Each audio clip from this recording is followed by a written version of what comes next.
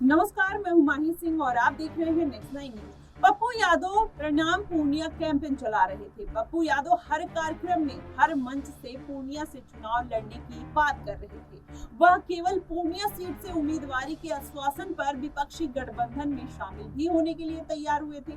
अब वह जब ये सारी चीजें हो गई, अब पप्पू यादव कहीं ना कहीं मझधार में दिखाई दे रहे हैं। आपको बता दें, वो पप्पू यादव ये भी कह रहे थे कि इसके लिए वो लालू यादव के पैर पकड़े या तेजस्वी यादव के पैर पकड़े।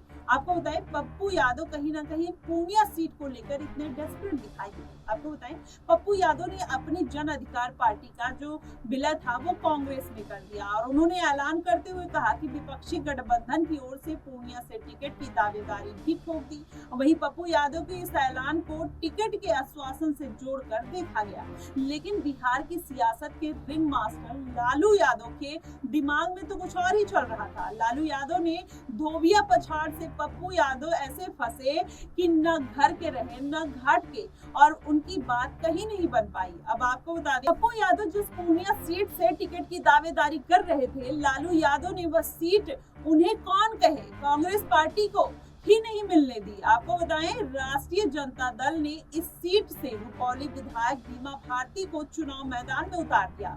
वहीं जनता दल यूनाइटेड की विधायक बीमा भारती के टिकट के ऐलान से ठीक पहले ही आरजेडी में वो जो शामिल हुई थी। अब आपको बताएं, बीमा भारती के नामांकन के बाद भी पप्पू यादव ने लालू यादव से अपनी दावेदारी पर विचार करने की भी गुहार लगाई थी और आरजेडी के सिंबल पर लड़ने के लिए भी तैयार हूं, उन्होंने ऐसा कहा था।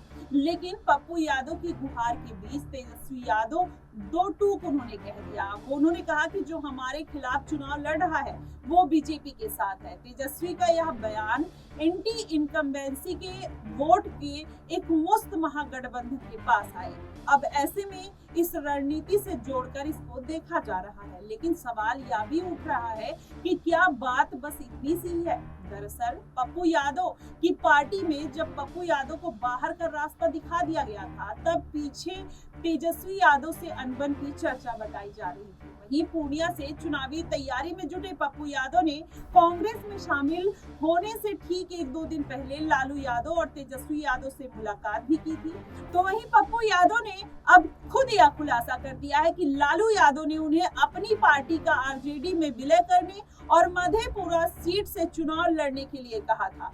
वहीं पप्पू यादव मधेपुरा सीट से 2 बार सांसद भी रह चुके हैं, लेकिन अब यह सीट उन्हें नहीं सुहा रही है। पप्पू यादव ने कहा कि मधेपुरा सीट से चुनाव लड़ने जाना उनके लिए आत्मघाती कदम होता और उन्होंने यह प्रस्ताव ठुकरा दिया। पप्पू यादव ने आगे ये भी जोड़ा कि मधेपुरा के जो यादव हैं वो पप्पू को कम चाहते हैं, लालू यादव को ज्यादा चाहते हैं। और इसी बयान का यह सार है कि पप्पू यादव और लालू यादव मधेपुरा से क्यों लड़ाना चाहते थे और वह क्यों ऐसा नहीं करना चाहते थे। पप्पू यादव ने अपनी पार्टी का आरजेडी की बजाय कांग्रेस में विलय किया तो यह लालू के साए से बाहर चला गया। ऐसे में खुद को स्थापित करने की रणनीति से जोड़कर उनको देखा गया। अब ऐसे में लालू ने यह सुनिश्चित किया है कि पप्पू यादव के दावे वाली सीट पूर्णिया के साथ ही अपने प्रभाव वाली मधेपुरा सीट आरजेडी के पास रही और फिर बीमा भारती के रूप में उम्मीदवार उन्होंने उतार दिया। तो वहीं अब जानकार कह रहे हैं कि पप्पू यादव ने पिछले 5 साल में जो सियासी जमीन बनाई है,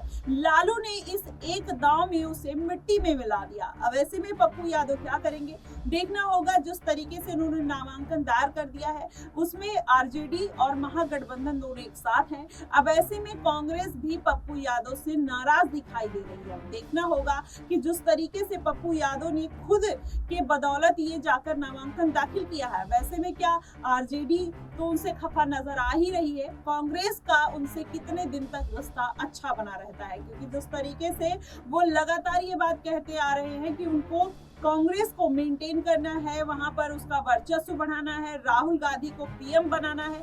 ऐसे में देखना होगा कि क्या वाकई में जिस तरीके की पप्पू यादव जुमलेबाजी करते हुए नजर आ रहे हैं, क्या वो उसको सही साबित कर पाते हैं या वो खुद ही इसमें पीछे हट जाते हैं। अब ऐसे में देखना होगा ये सारी चीजें। फिलहाल आपकी इस पे क्या प्रतिक्रिया बनती है, आप हमें कमेंट सेक्शन में जरूर बताइएगा। फिलहाल के लिए बस इतना ही। देश और दुनिया की तमाम खबरों के लिए हमारे साथ बने रहिए नेक्स्ट 9 न्यूज पर।